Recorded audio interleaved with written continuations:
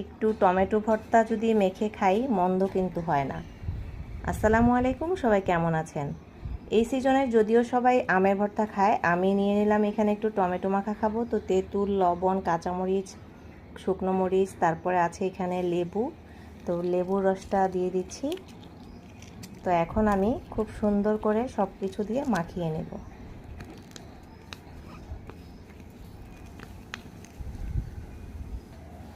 তো এখন এগুলো সব কিছুকে এত সুন্দর করে একদম মেখে নেব যাতে টমেটোর যে রসটা আছে সেটা বের হয়ে যায়, এবং ওই টমেটোর রসটাও কিন্তু খেতে খুব ভালো লাগে।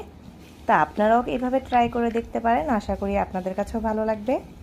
আগে ছোটোবেলায় প্রায় খেতাম, তো এখন যখন মাঝে মধ্যে ইচ্ছে করে খেতে তখন আবার এভাবে একটু মেখে খেয়ে নিই।